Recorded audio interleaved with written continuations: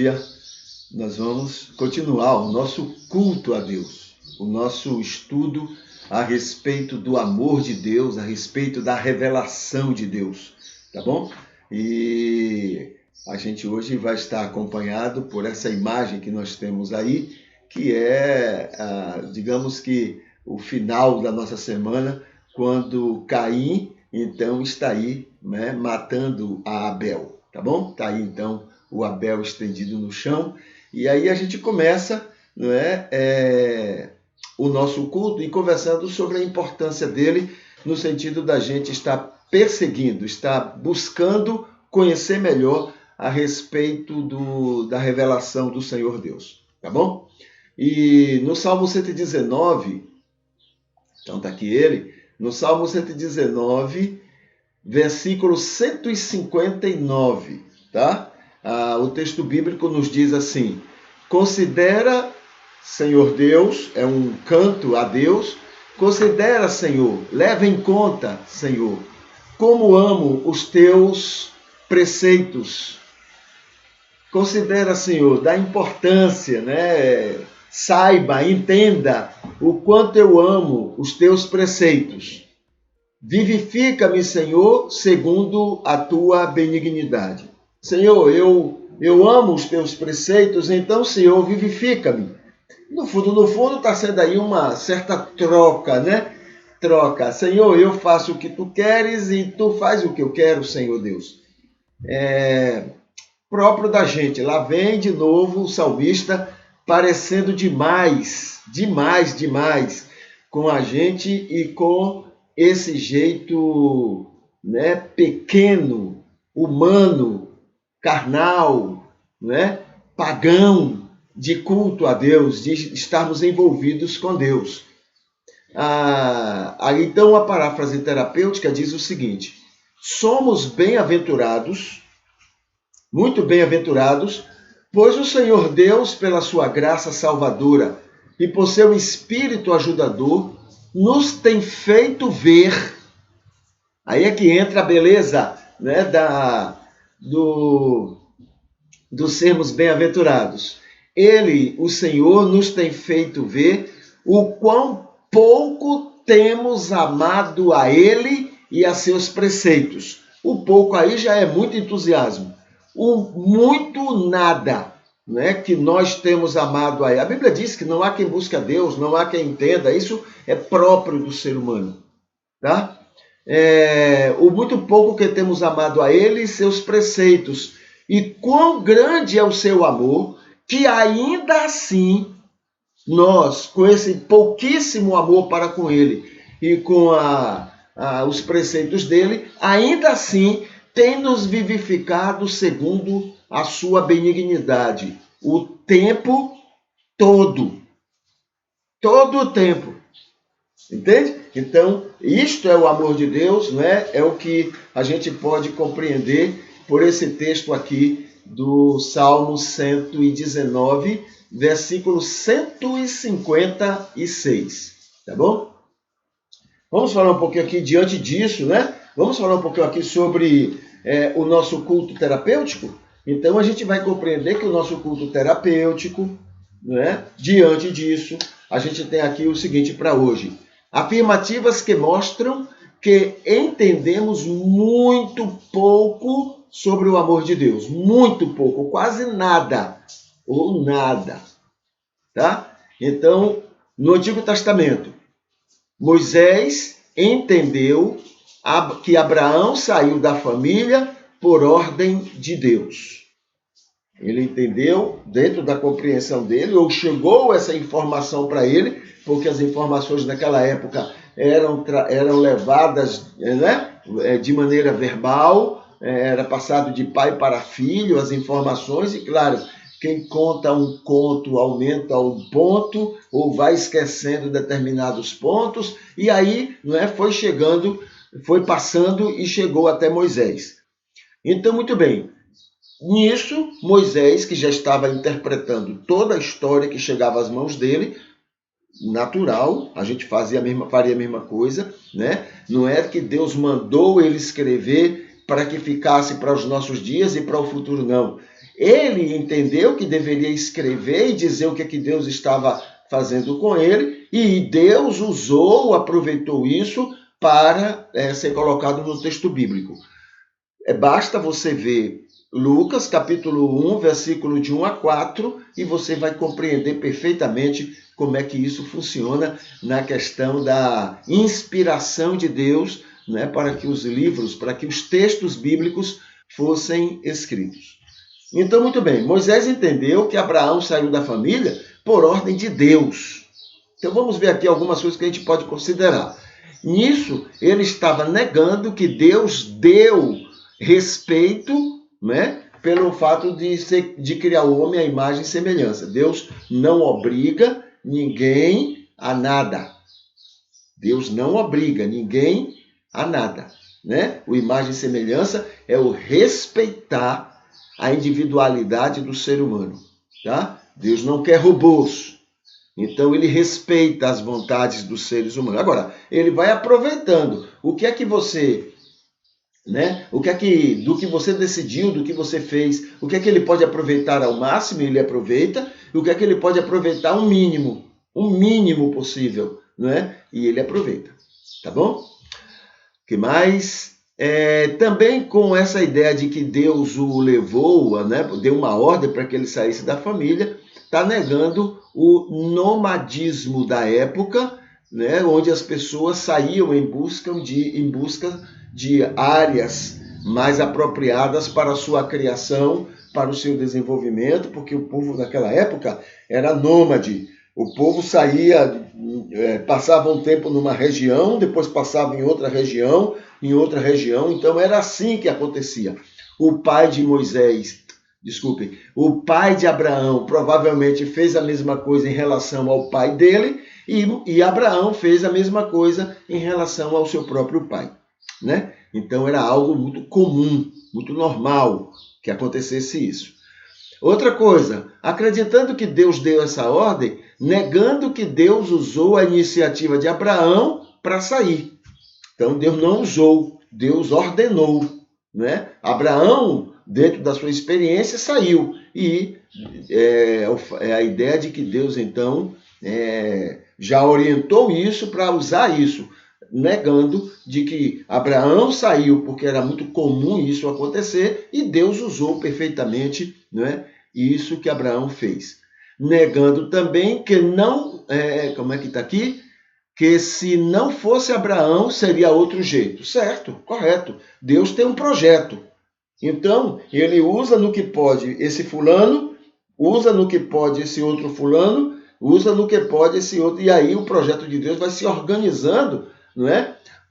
Então, tem alguém que é mais importante do que outro? Não, todos são importantes dentro do projeto de Deus, né? E ele vai fazendo acontecer os seus propósitos, os seus projetos de salvação do maior número possível de pessoas, tá bom?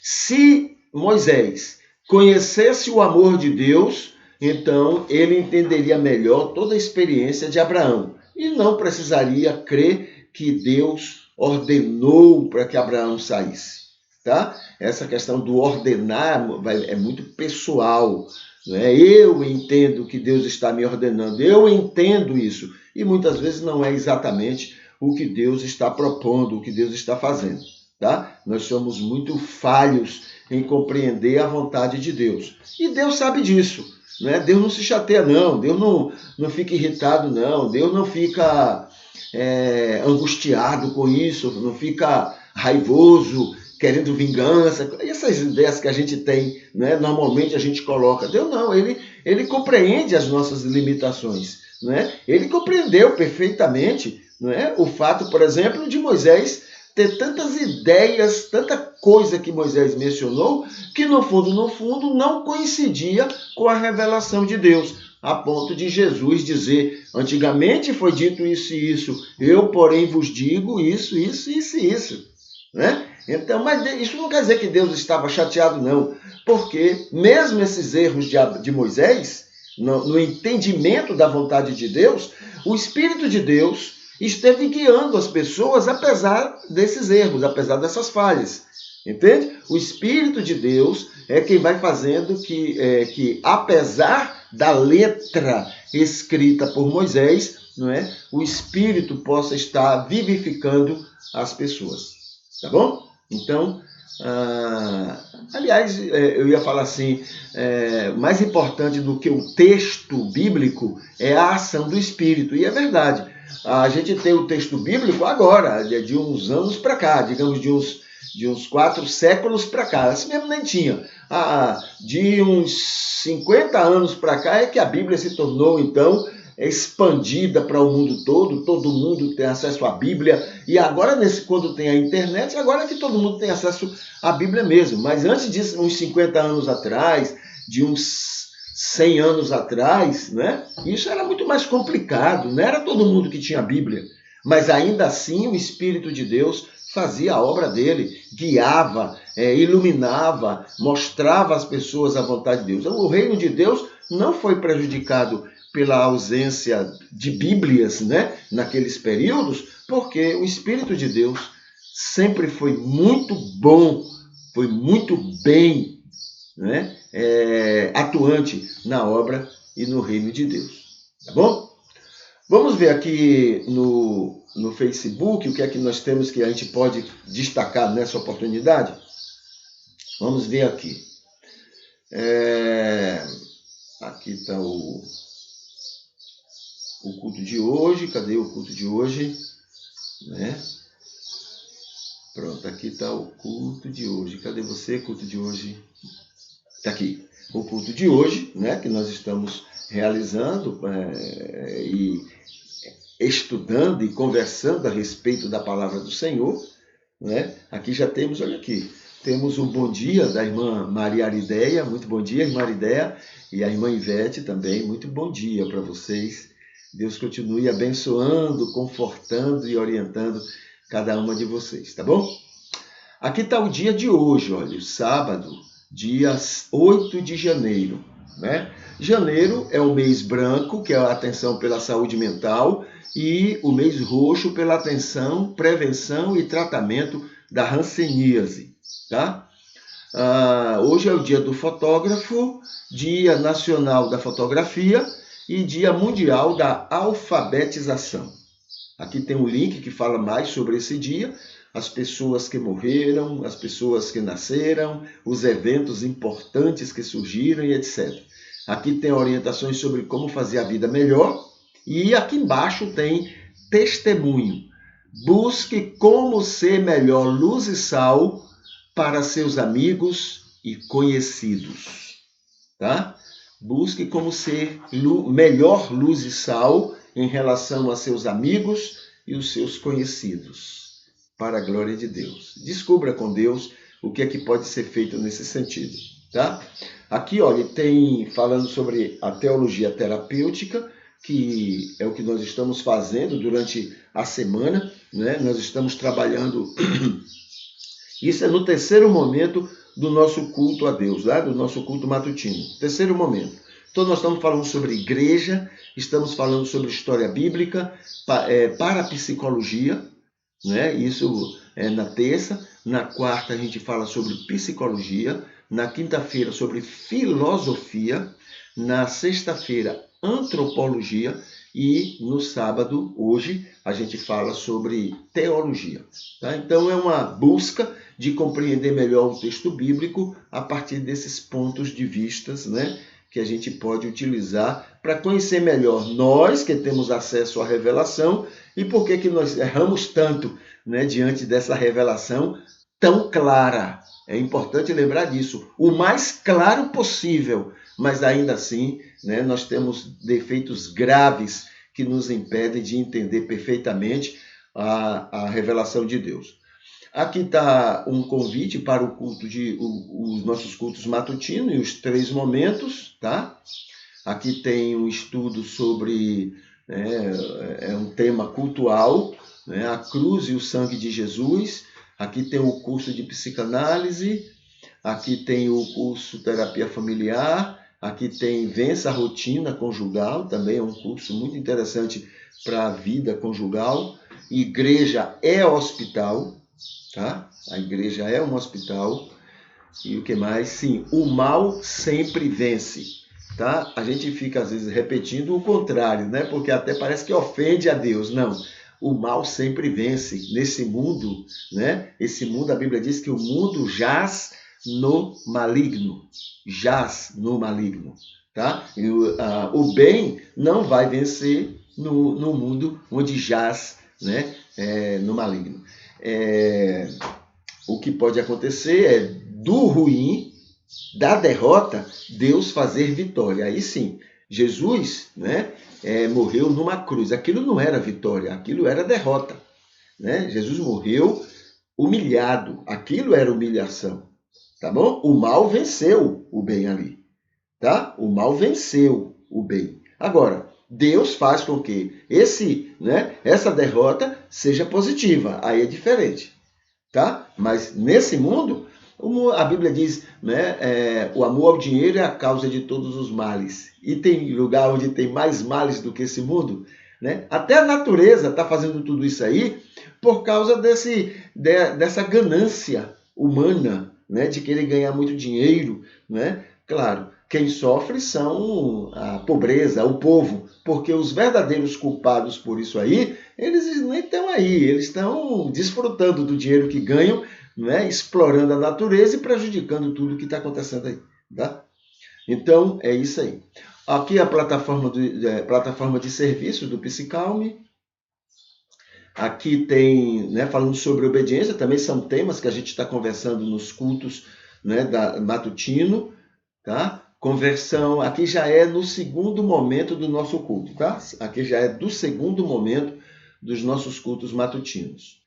E aqui, fechando a declaração doutrinária sobre Deus Pai de todos, sem exceção. Aqui está o culto de ontem, né, o terceiro momento. Aqui está o culto de ontem, o segundo momento. E aqui está o culto de ontem, o primeiro momento. Tá? E aqui, olha, é o culto todo, só que só está disponível, no caso, para o meu Facebook. E enquanto ele esteve disponível para todos, ele está aqui, olha, curtido por Érica Fonseca, Ivete Espíndola e Maria Arideia. Tá? Então, esse é o Facebook que a gente tem nele para a gente chamar a atenção agora. Vamos ver aqui sobre cidadania. Cidadania, né? Pronto, eu falei naquele momento que era o segundo momento do culto, mas não, esses assuntos, né? O que aqui é? Não são opções, mas é uma questão de fazer a vontade de Deus, é uma questão de obediência, tá? Então, eu estou trabalhando no primeiro momento esses assuntos que são obediência. E hoje a gente fala de obediência em relação à cidadania. Cidadania, tá? É uma determinação de Deus para nós. E a gente vai, nesses sábados, a gente vai estar conversando sobre isso. Aqui tem o seguinte, primeiro, para começar sobre esse assunto, somos embaixadores do reino de Deus, tá? Somos embaixadores do reino de Deus. Respeito como método de atração. Então, como é que eu faço para ser um instrumento de atrair pessoas a Jesus? Respeitando as pessoas. Respeitando, eu não sou embaixador, respeitando o mundo onde eu estou. Eu sou do outro mundo, mas eu estou neste mundo. Uma das maneiras que eu tenho de atrair essas pessoas para o meu reino é respeitando elas onde elas estão. Mas eu preciso dizer a elas que elas estão erradas. Não, você não precisa dizer. Essa é uma obra do Espírito. Mas elas precisam acordar, eu preciso dizer, eu preciso pregar de que elas estão no pecado, que elas vão para o inferno. Não, esse não é o seu papel. O seu papel é respeitar essas pessoas. O Espírito de Deus é quem convence essas pessoas do pecado, da justiça e do juízo. A gente tem afastado as pessoas do nosso reino porque a gente quer fazer o papel que é uma obra do Espírito. Tá? Só ele sabe fazer isso porque ele sabe a necessidade de cada coração. Tá bom? Então, aqui tem, primeiro, Embaixador é um representante de um país em outro país. Aí tem assim, não é um invasor em nome de seu país. Eu não estou aqui para invadir o mundo. Eu estou aqui para representar o meu país, representar o meu reino. Tá? Segundo, ele representa os interesses do seu país em outro país. O embaixador representa os interesses do seu país. Né? Não é um rebelde a obrigar outros países ao seu. Eu não estou aqui para ser um rebelde e sair brigando com todo mundo, para todo mundo fazer os interesses do meu país. Tá? Terceiro, ele é um porta-voz fiel do seu país em outro país. Não é um brigão pelas opiniões de seu país. Ah, meu país pensa assim, então vocês têm que pensar da mesma forma, vocês têm que agir... Não, esse não é o papel do embaixador. Tá? A gente atrapalha quando a gente quer fazer esse tipo de coisa na base do muque, da força, né? Da intransigência. Tá bom? Quarto, ele é um pacifista, busca promover a paz entre países. Não é um guerrilheiro que favoreça seu país. Eu não sou um guerrilheiro, eu sou um pacifista. Eu quero criar a maior facilidade possível, a maior paz possível entre este mundo que é diferente do meu e o meu mundo que é diferente desse. Esse é o meu papel, tá? Ser pacifista, pacificador e não um guerrilheiro, tá? E ele é sem preconceitos, intolerâncias e prepotências. Então eu não estou aqui nesse mundo para ser preconceituoso, nem para ser intolerante e nem para ser prepotente, tá? Porque o meu país é melhor do que o seu, então o seu não vale nada. Não, eu não estou aqui para isso. O embaixador do rei, do reino, não faz isso, né? É um respeitador das grandes e pequenas diferenças entre um mundo e outro. Respeito. Essa é a marca de um verdadeiro embaixador, né, de um país em outro país. Tá bom? A gente não pode esquecer isso, não. A gente esquece permanentemente porque a gente quer forçar as pessoas a serem do nosso país e aí a gente atrapalha.